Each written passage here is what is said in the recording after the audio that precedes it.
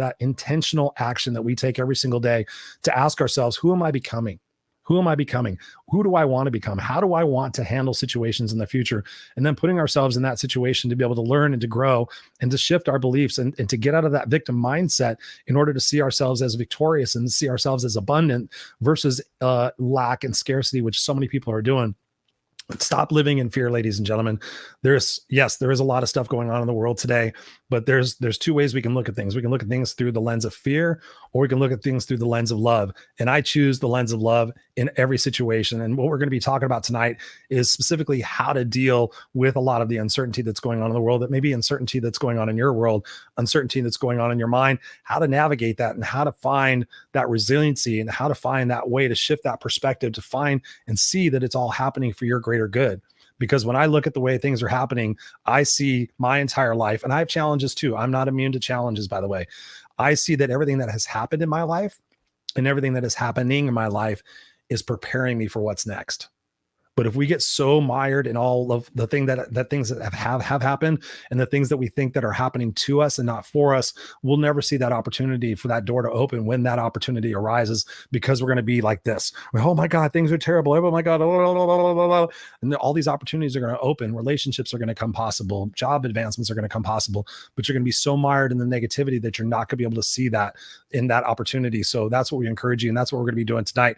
So one of the things I want to do tonight, I want to shift gears here for a second. Normally I don't take my hat off, but I'm going to do this for my brother. Normally I don't wear my hat on frontwards. Boy, I look like I'm ready to go hunting. So what does it say, ladies and gentlemen? What does that say? It says tribe plus purpose, tribe plus purpose. I was gifted this particular hat when I was on our guest show. He was kind enough to ask me what my address was, and I told him my address, and he was beautiful enough to send me this beautiful hat. And I do wear it. I love it when I'm not wearing my other hat, which is more of kind of like my brand and my signature. But I have the opportunity tonight to introduce to you a former Lieutenant Colonel, Green Beret, Special Forces Operations, who has been and seen so many things that will blow your mind. And we're going to talk about a few of those things tonight, where we're going to talk about resiliency. So please help me in welcoming to the Raw and Unscripted show my beautiful friend, Mr. Otis McGregor. Otis, welcome to the Raw and Unscripted show, brother. How are you doing this evening? Man, I am doing great, and it's great to see you, and it's great to see that hat. Damn, I don't know which one looks better, yours or mine. I'm just saying, you know. Yeah, I think we're twinsies. That's it, man. Actually, you know what? We got the stash thing going too. I mean, yeah, we got the stash here. Let me put my glasses on. There you go. Can't even tell us apart anymore. You can't even tell us apart anymore. It's like a mirror image. It is. What's going on with you, man? Thank you for being here and sharing your time with us. We got some people in the house. We got Robert Broker in the house. What's up, Robert? Appreciate you being here. Well, it's interesting. We got Robert Broker twice. So Robert's doing pulling two duties tonight. So thank you for being here, Robert. Otis, my first question for you, man, is when you think about your life, and you have lived a tremendous life, and thinking about what I said here in the beginning of the show and talking about resiliency and talking about uncertainty, talk to us about one of those moments in your life that really questioned your resolve before you became the man that you are today. Well, let's go back into your childhood. Let's go back into your teen years. Talk to us about one of those particular moments in your life that really tested your resolve, and how did you come out of that situation to be able to be and become the man that you are today? You know, I was talking with somebody about this the other day, and what popped into my head was Chicken Survival Weekend. Chicken Survival Weekend. Chicken Survival Weekend. I was a Boy Scout. That's a new one for me. Chicken Survival Weekend. This is how times have changed. You'll see. So as a young Boy Scout, I think I was probably 14, maybe 15. I think I was 14 at the time. And what our scout troop did this every year. They would drop us off on Friday night with a live chicken, a peach can full of kit, no food, just kit, and what did we get? A sleeping bag. And we had to go from point A, where they dropped us off Friday night, to point B Sunday morning for a pancake breakfast. And how old were you? Say again? And how old were you? 14. Okay. Yeah, I think I was 14. I think my partner was 13. I'll have to ask Dad how old I was, because they're here visiting. I was either 13 or 14. But just think about that in today's age of dropping a kid off on one point in the woods, got a map, got a compass, and you got to get to this other point by Sunday, and you're all on your own.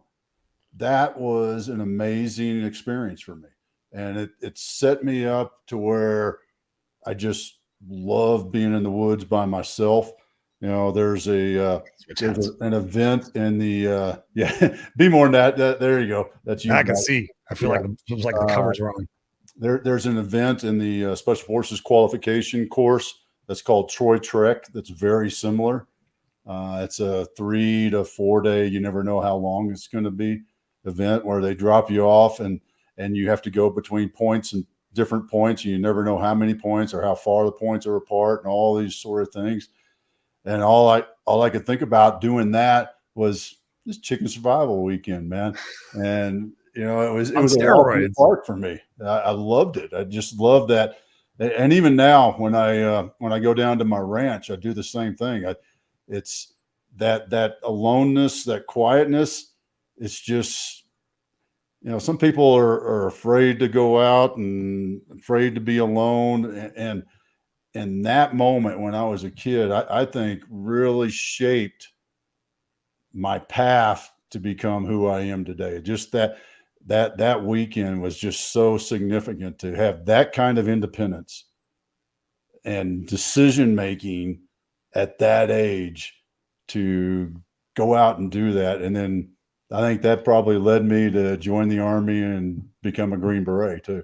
Just thinking about it. Yeah. Yeah, I love what you're talking about. That, I mean, it's really about getting outside of our comfort zone and having a different lens and seeing that opportunity for us to build that strength and that resiliency, not to break us down, but to find out truly what we're made of. And especially at 14 years old, I mean, I can imagine that only bled into other areas of your life. Talk to us about, some of those experiences where you were able to apply those lessons as you were going through, your military training and whatnot, to be able to draw upon that in those moments where I know that originally you were signing up for the Air Force. You were like, I'm going to go be a fighter pilot. And your dad says, yeah, nope, sorry, son, you got glasses, you're screwed. And you're like, well, screw that. I'm going to go in and get in the Army. Talk to us about, because it seems like you've had a history of being able to pivot and be flexible and adaptable in some of those uncertain situations. Talk to us about how we can help people who are watching and listening to this right now start to have that perspective for themselves as we continue on in this conversation. Well, I think first you don't quit. I'm huge about moving forward. And here's another Boy Scout lesson for you. Another thing that we used to do is we used to do canoeing down the Brazos River. And the Brazos River is really, majority of it is flat and just has a steady current going down.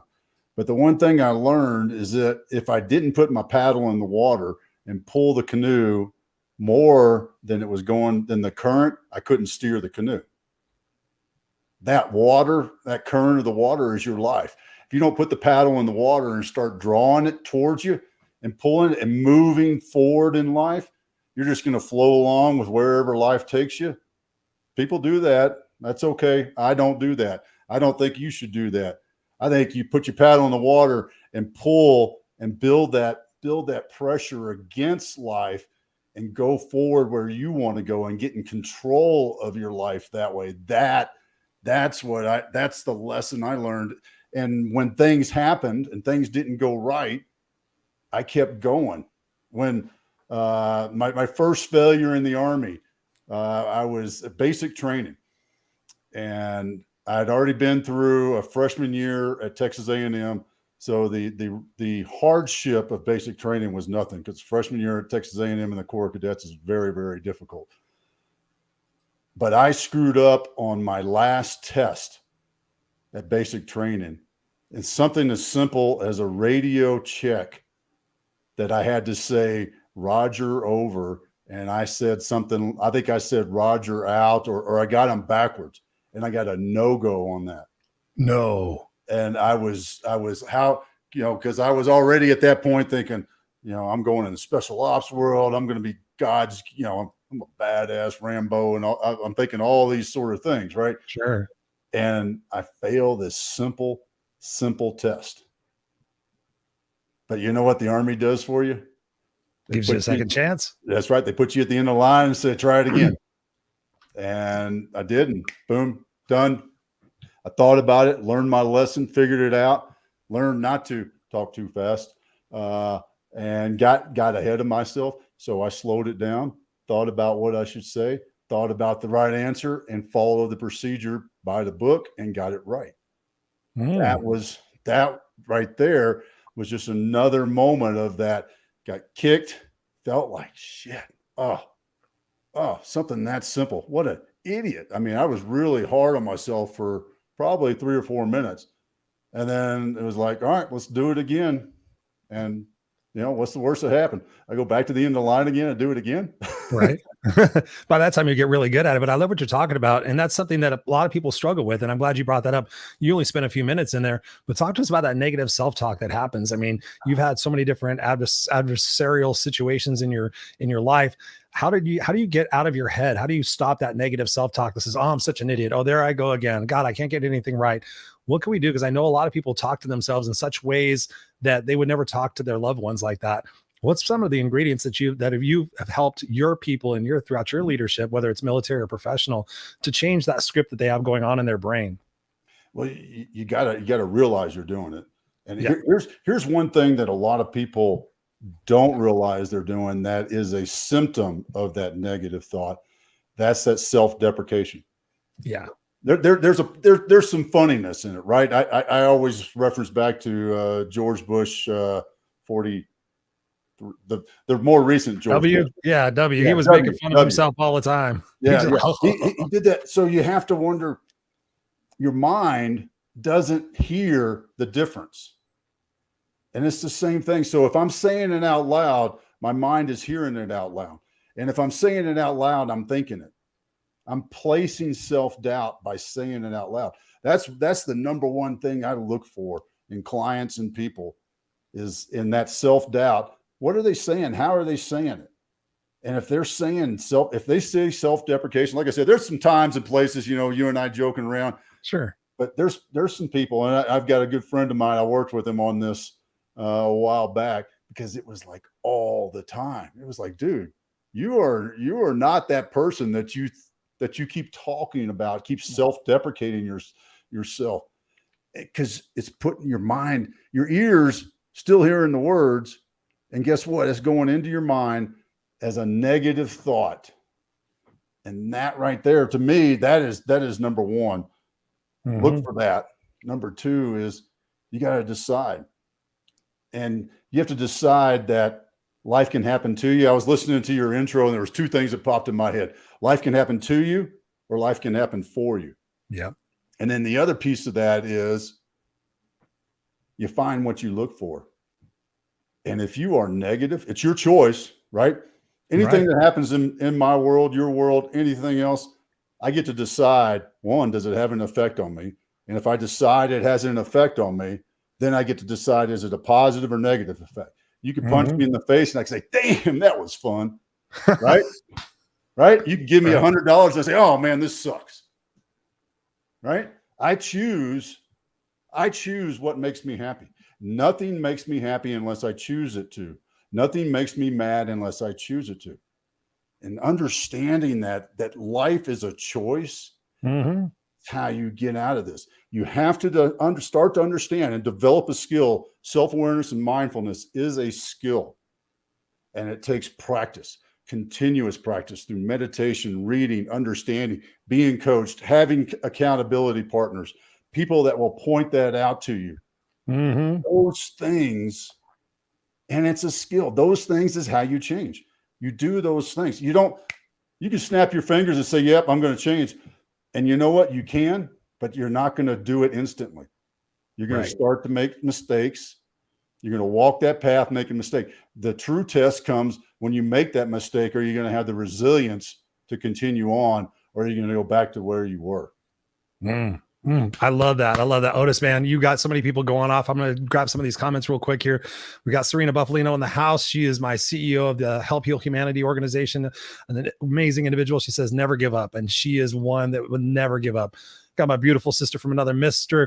Patty in the house. She says, my father was a rear gunner on the Lancaster back in the day, and he was part of the Boy Scout movement. His resilience was what made me realize my own potentials. Love this teaching. Yes. Thank you.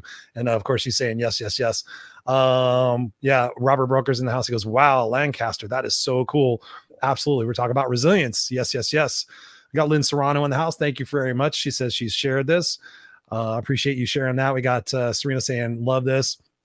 Robert says, I gave voice to the thought of having a summit in Stockholm for excessive context syndrome. That's something new. Absolutely. We got Eric in the house. Thank you, Eric, for joining us, brother. He says, good evening, gents. God bless you all. Yes, sir. The power of choice, baby. You know it. You know it. And Serena says here, discipline is the key. Mistakes are knowledge. Let's do this. 100%. So one of the things you were talking about, Otis, and I love what you were saying. When I think about, people and their negative self-talk, something that I learned over the course of COVID and the pandemic, I gave out a bunch of coaching sessions. And during those coaching sessions, I started hearing this little whisper in my ear that said to ask this question. And in my brain, I was thinking, that's a stupid question. But the question was, I'm going to ask you this question. You're going to answer yes or no. And you don't want to think about it too much. And the question is, do you love yourself? Yes or no? And I thought, as I said it to these people, I'm like, that is such a stupid question, right? And I found out, honestly, out of about 200 coaching sessions that I gifted to people, 75% of the people struggled with loving themselves. It was very conditional. Well, I love this part of myself, but I don't like that part of myself. And we would dig into the weeds of that, and we would find out that there was a lot of shame, a lot of guilt, a lot of embarrassment, a lot of fear of judgment. In your particular experience in both leading in professional environments and throughout your life, what can we do to help people be able to process and realize that shame and that guilt is only just a part of their story, that it doesn't need to be a reoccurring cycle in their story, and that therefore can change the script that they're using on themselves? Yeah, I like to think of it this way. Your past can be your schoolhouse or your prison. Yep. And I can't remember who said that, but that if you think about the lessons I've learned, the things I've screwed up have made me who I am. And I'm happy with who I am today. The struggles, I talk about some choices I made in the military. There's an organization that I decided based on some information I'd gotten from one guy and his experience, that I decided not to do what we call take the walk to join that organization. And in retrospect, I kind of wish I wish I would have taken that walk.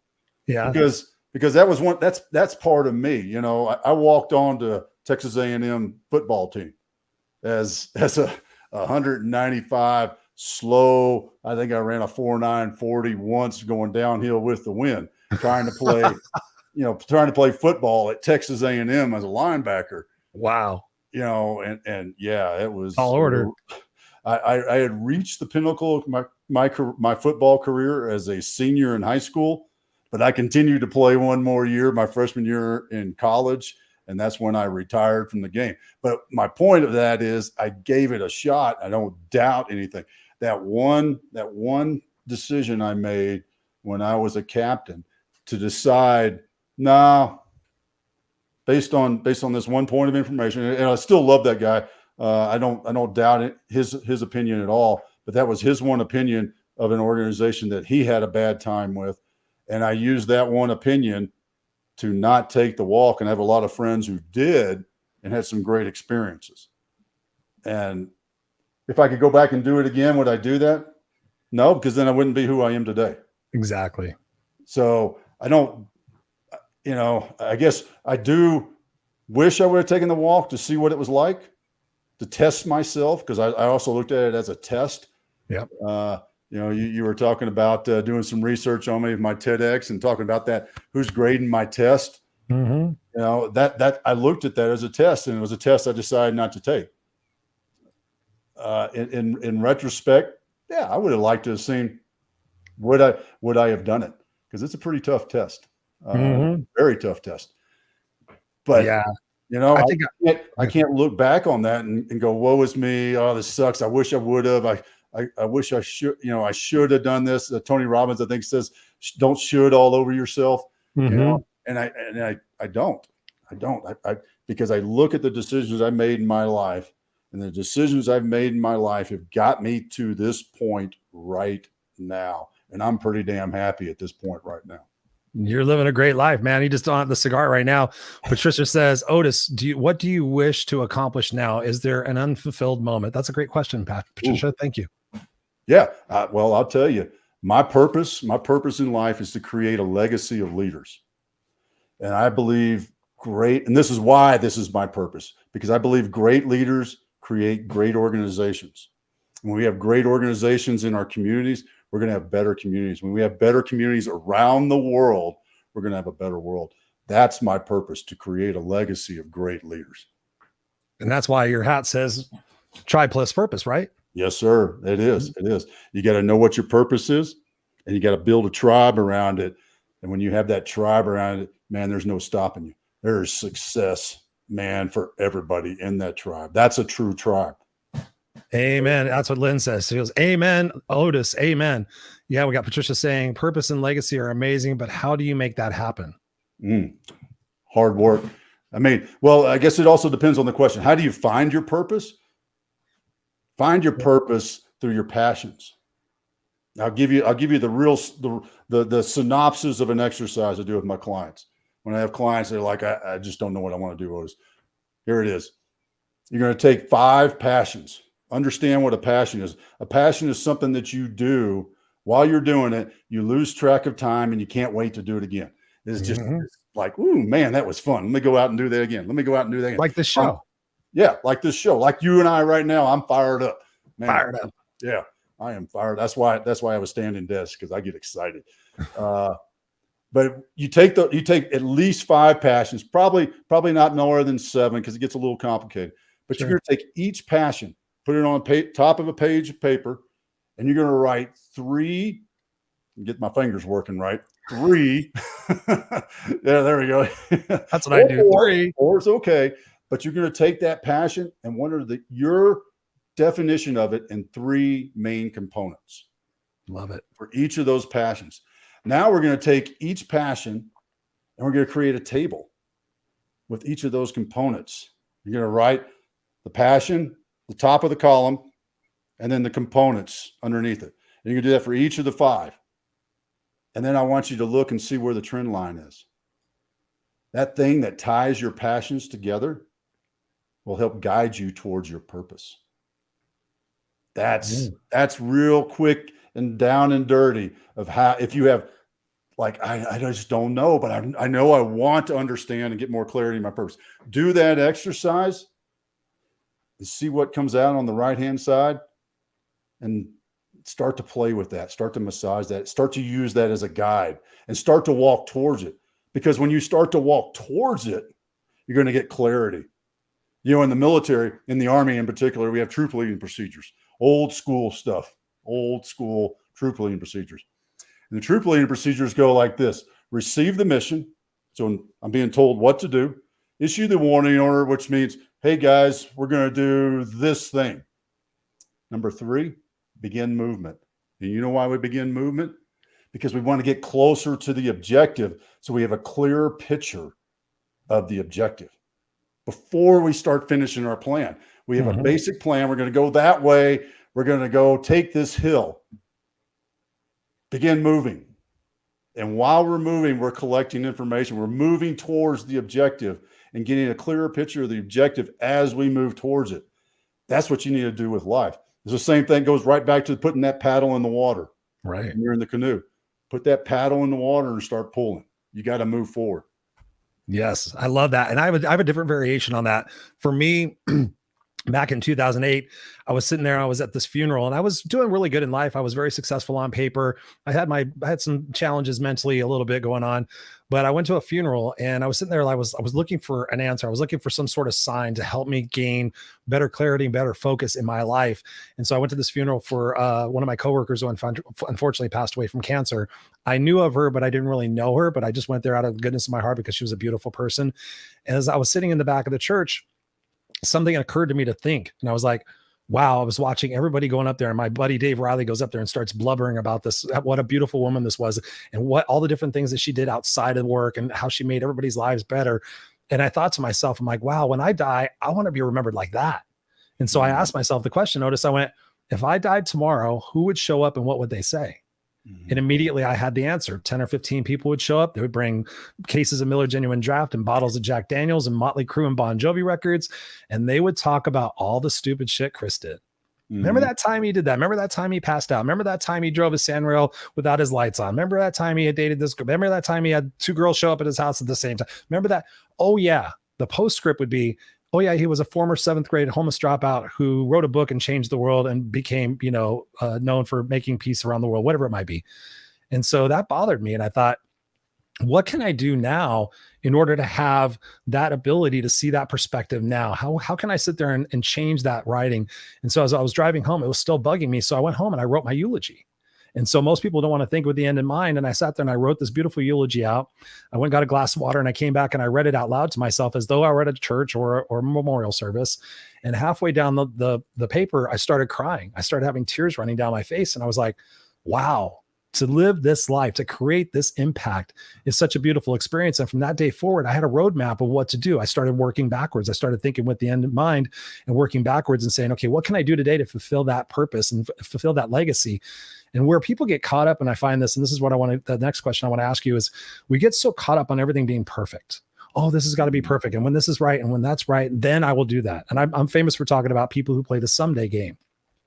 Talk to us about taking that imperfect action every single time in order to learn and grow as we go through that experience, because that's what's going to shape us ultimately to become that person that we are today, the person that you and I are today. Talk to us about that process, because I know there's a famous quote, and I always butcher it. General Norman, somebody that talks about a poorly executed plan today is better than a perfectly executed plan later on, or something like that. But talk to us about that imperfect action and how we can get over that desire to have everything be perfect. It's overcoming the fear of failure. Yes. And because if you wait for perfect, you will be waiting forever, because perfect does not exist. We talk about perfect. We set perfect out as a goal, but you can never truly achieve perfect. But you can sure as heck move towards it and take steps towards it, take steps towards becoming perfect. And that's overcoming the fear of failure. Because when you don't have perfect, which we can never be, when you don't have perfect, that means there's always that probability, whatever it is, whether it's a little bit or a lot of failure. And, I came from a world where failure meant dudes died. And because of that, I've never liked the term. I've never liked the startup, fail fast, fail forward, fail often. Never liked it. But the truth to it is, and the way that I handle it personally is, I look at it as I'm going to throw back to some old Army stuff too, is calling for fire. So when we would call for fire, and what that means is we're calling to have artillery dropped on the bad guys, big 155 rounds, right? Well, back in the day, didn't have all this laser target stuff, so it was kind of Kentucky windage, right? You kind of held your finger up there and you kind of got it in the box. And what we do is we radio back to the cannon cockers, and we say, hey, drop 400. And that mean they'd adjust the wheels and they'd drop 400 yards from where they were just aiming, and they'd fire again. And I go, all right, add 200, fire for effect. And all I'm doing is I'm walking them in to the target. And that's the way I look at failure. I missed the target. What do I need to do to hit the target next time? I shoot. I'm a hunter. I'm a rifleman. I love shooting. And when I miss, what do I need to do to adjust myself onto the target so I hit it? It's not I don't fail. And for those of you who are out there that are all about this, got to fail. Well, yeah, you do. But you know what? You got to hit the target. And if I'm shooting for a target and I miss it, then I'm going to adjust. I'm either going to adjust my scope, I'm going to adjust for windage, I'm going to adjust for distance and change my elevation, all those things. It's about adjusting. It's about taking action. Talk about rifle and, shooting with a rifle, squeeze the trigger, see where the round hits the paper, see where the round hits the target, or if you missed it completely, whatever, where the dirt strike. All right, what do I need to do? Okay, well, there was a wind blowing from the right and you missed to the left. Okay, well, then I've got to adjust because of the wind. Oh, I made the range. So now I need to raise it up a little bit, add 6 inches on where I'm going and see if I hit it that time.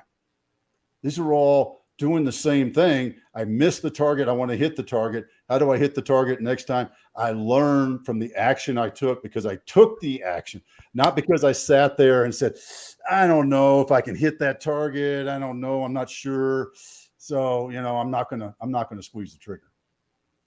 That, ladies and gentlemen, right there is worth the price of admission in that, man. I mean, that's so perfect because you're course correcting. You're just sitting there saying, how can I adjust a little bit? How can I pivot just a little bit? But so many people remain stuck. And what happens is they build up this pressure. They build up this, oh my God, what if I'm judged? We talked about the fear of failure before that. You've been in some very, very stressful situations. And I know people right now are in a lot of stressful situations. Before I ask you this next question, I think I saw Patricia had another question up here. Thank you, Patricia, for your questions. She says, how do you help your brothers, Otis? Those who have suffered in the military are working with them to change their lives. PTSD, some of them don't know how to be as positive as you. It's a great point, Patricia. Thank you for that. Well, myself in particular, what I do two things to give back to my veteran tribe. One of them is I coach the men and women who are taking the uniform off and stepping into civilian life. I help them get a plan, understand what they need to do to be successful and create their own adventure, their next adventure in life out of uniform. That's number one. Number two, when I find somebody and I get introduced to somebody who has some PTS problems, is dealing with issues, I make sure I connect them with the resources, and I've got several of them, and I make sure they're getting help. I am not the guy to do that because that is not my skill set. My skill set is helping people understand what their purpose is and going forward in life in that way. The guys that are dealing with PTS have to get that right. And that's part of their change in life and part of their development and part of developing the skills and how to handle that and getting themselves back on the path so that they can pursue their purpose. But thank you, Patricia. That's an awesome question. A lot of my brothers have various forms of it. I was having coffee with a friend of mine this morning who had almost lost his arm, and we were talking about the decisions and how faith came in and different doctors at the right time, and one's getting pulled out, and that's why he still has an arm, by the way, and not a mechanical device. Yeah. But we were talking about the scars that it left and the guys that are dealing with things and the processes and the tools. And I'm going to take a little sidebar on you here, Chris, but the processes and the tools that are out there, so many of these things are a great weekend event, a great 1 week event. But there's nothing to carry on. Yes. And that's what concerns me with the whole magic mushroom stuff. The guys that are going for PTS and getting treatments down in Mexico and getting that taken care of, they're getting cured through a pill, if you will, a figurative pill, of course. But what's the long term? What is the long term on that? Where's the follow-up? And that's one of the things that I'm a poke my finger in the chest sort of guy with a lot of people. And I'm starting to do it with a lot of nonprofits because I love what they're doing. And they're doing it with passion, but are they truly doing it to solve the problem? Yes. The long term. Or are they doing it to feel good about themselves? They're like, Chris and I just did this retreat, and man, we had 15 guys. That was freaking great, man. On Sunday night, they all went home. They're feeling good about themselves. What are they doing Monday morning? Chris, What are you and I doing for them Monday morning? Right. That's what I'm talking about. That's the care, the long-term care that has to happen for everybody. I mean, we can talk about my brothers in arms, but truthfully, all of us need that long-term care to do the change. It's not a, hey, Chris, hey, you want to pursue your purpose? Do those 5 things right there. You got it. Good luck, man. Man, I feel good about myself right now, Chris, because I'm a great coach. I just showed you how to find your purpose. Yeah, wow. That's one of the big problems that I have with the Tony Robbins events and stuff like that is you go, woohoo, you got high octane. And then all of a sudden, like you said, I was thinking like Wednesday, all of a sudden Wednesday, you're like, well, everything's still the same. I mean, now the hype is worn off, and that's how they get you to go back into those programs and spend more and more money. So there's got to be that center of people in your life. And that's what I think about, for my success and my professional success, my mental health success. I've got some people here who are dear friends and mentors of mine. And I think about the circle of people that we have in our life. Talk to us about that importance. Talk to us about that, both professionally and personally, that one of the key ingredients of our success and our happiness and our fulfillment is by the people that we surround ourselves with the most. Talk to us about that. Yeah. Well, I mean, my rock, my go-to, my partner, all those sort of metaphors, Miss Suzanne, 36 years of marriage. And that woman has put up with more shit than anybody ever You love should have. Suzanne. Yes, I can imagine. Suzanne is an amazing woman. And you know what she had to deal with when I was in the service was not pretty rough. It was rough. Raising the 3 kids while I was gone most of the time. But what she's had to deal with since I've retired from the service and my craziness in the probably worse, right? Go back. Yeah. Sometimes I think it might be easier if I was deployed. but that for me is a piece of it. But another piece of it is my brothers. You know, I've got a couple of brothers that that I've known since the day I joined the 10th Special Forces group as a Green Beret captain. Wow. I'm still very close friends with them. One of them, we go hunting every year. We're hunting buddies. And that kind of connectivity is extremely important. And what that is, that's your tribe. You've got to have a tribe. The other, I teach this to all my veterans when they're getting out, is like, because I made that mistake. When I first got out, I said, thank you very much, Army. Boom, great experience. Don't need that stuff anymore. I'm out. How long did that last? I probably made it about a year. Oh, wow. That's really impressive. What a dumbass thing to do. And then I started slowly, all my foundational skills started to bubble up again.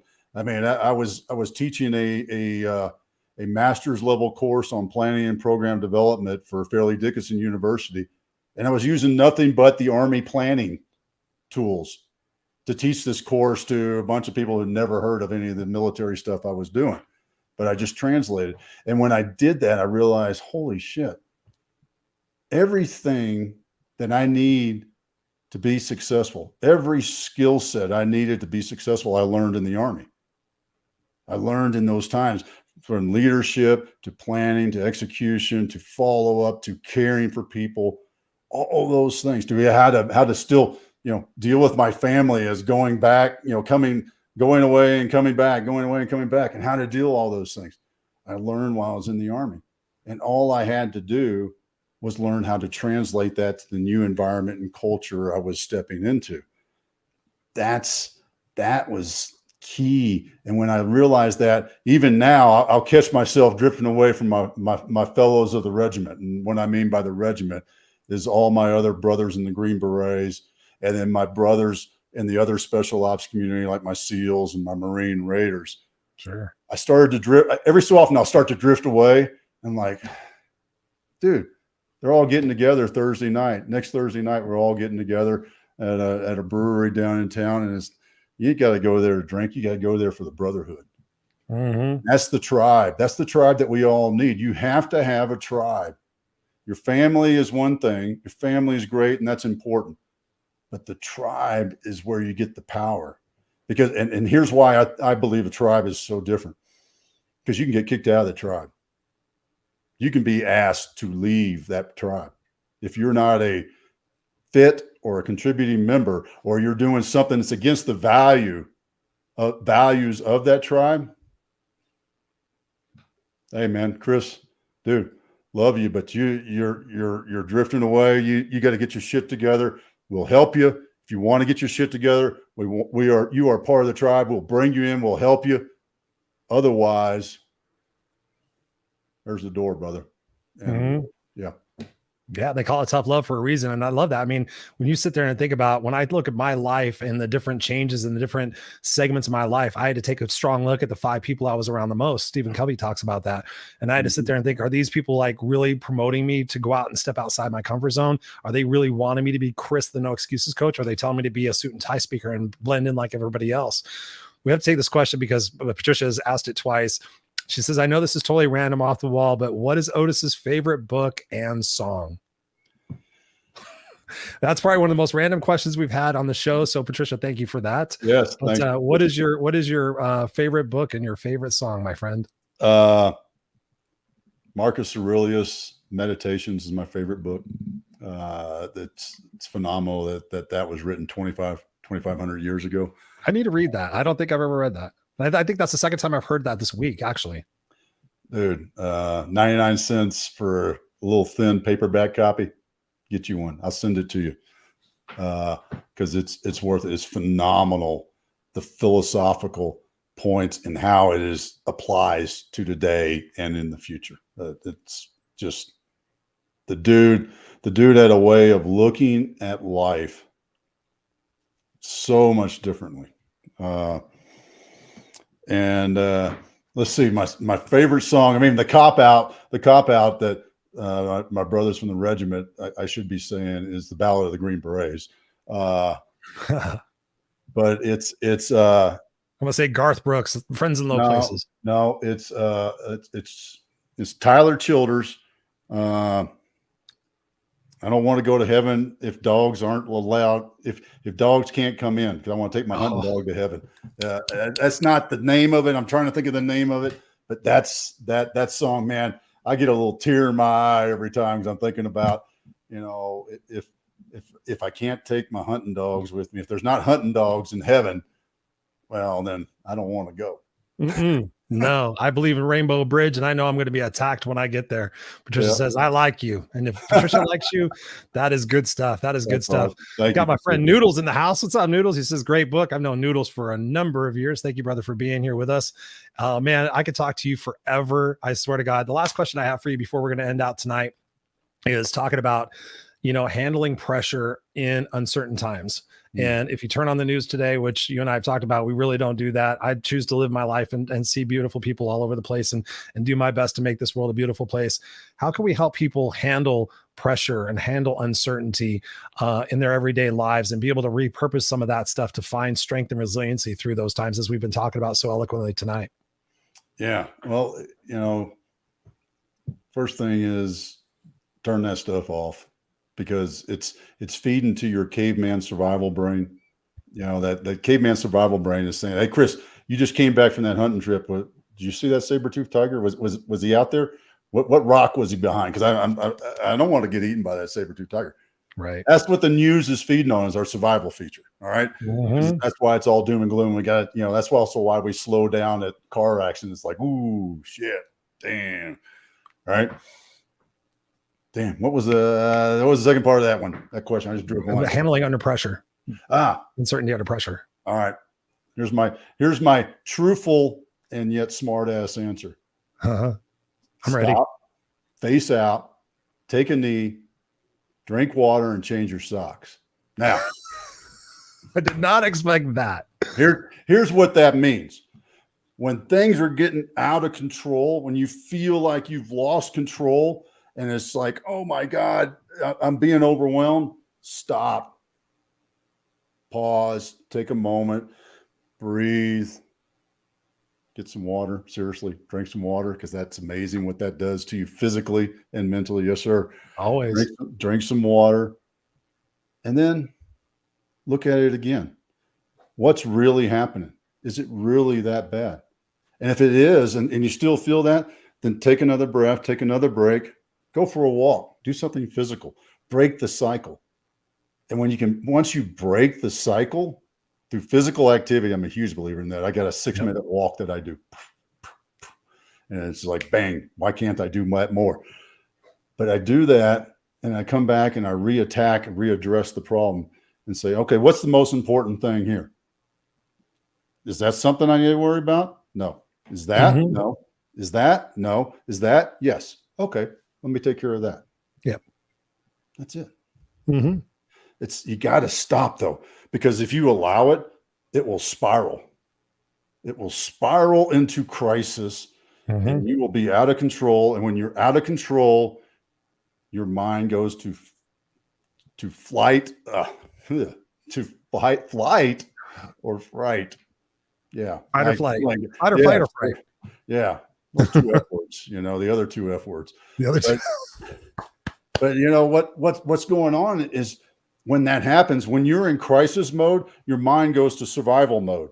True. And survival mode says, I only see one thing and one solution, and I just need to get the fuck out. That's it. I gotta run away because it's just going to all crush me. But when I stop, I pause, I take a breath, and I reset, and my aperture opens back up, and I see options. I have better solutions, to include when you take that walk.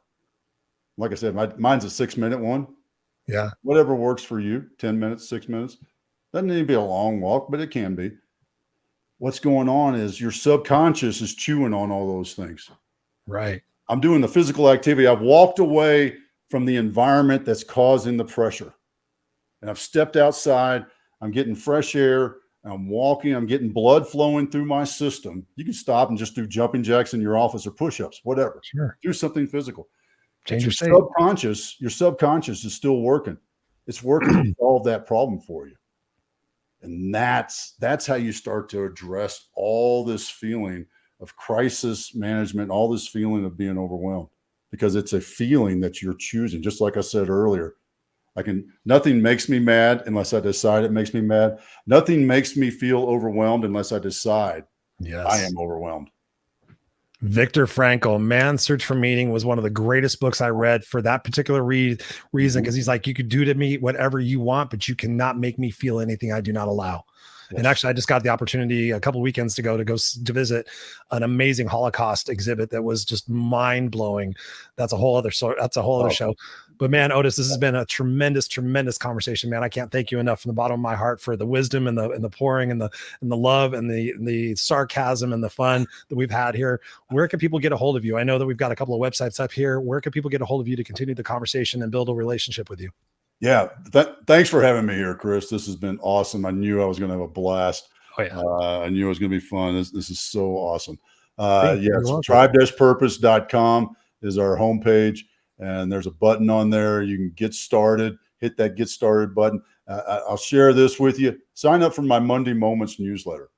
It kicks off each week with a Stoic quote and then a lesson I learned. There's some other tidbits, but I don't like to expand on that. I'll leave that as part of the surprise.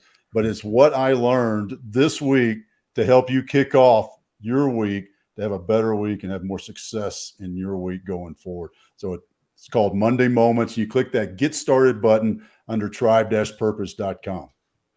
Love it. Love it. And also, I got one other thing to say. So folks, Chris mentioned the Cam and Otis show. That was episode 248. You want to hear some of Chris's story?